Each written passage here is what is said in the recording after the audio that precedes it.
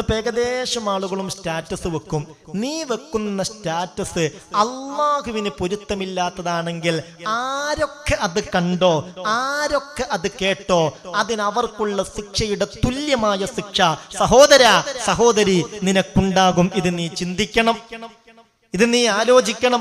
ഒരു വിവാഹം കഴിഞ്ഞാൽ, ഒരു സൽക്കാരം കഴിഞ്ഞാൽ അതിൻ്റെ പേരിലൊക്കെ പിന്നെ നിരന്തരമായി ഫോട്ടോസുകൾ സ്റ്റാറ്റസ് വെക്കുന്നു, വീഡിയോ ക്ലിപ്പുകൾ സ്റ്റാറ്റസ് വെക്കുന്നു, ഒരുപാട് പെണ്ണുങ്ങളുടെ ഫോട്ടോ അതിലുണ്ടാകും. ഇതൊക്കെ ആരെ കാണിക്കാൻ വേണ്ടിയാണ്? എന്താണ് എൻ്റെ സഹോദരാ സഹോദരി ഇതിന്റെ ഗൗരവത്തെക്കുറിച്ച് ചിന്തിക്കാത്തത്? നാളെ റബ്ബിന്റെ മുന്നിൽ ചോദ്യം ചെയ്യപ്പെടില്ലേ? ആരൊക്കെ ഇത് കണ്ടോ, അവരാ കണ്ടത് അള്ളാഹ്ക്ക് പൊരുത്തമില്ലാത്തതാണെങ്കിൽ ആ സ്റ്റാറ്റസ് വെച്ചവർ റബ്ബിനോടതിന് മറുപടി പറയേണ്ടി വരും.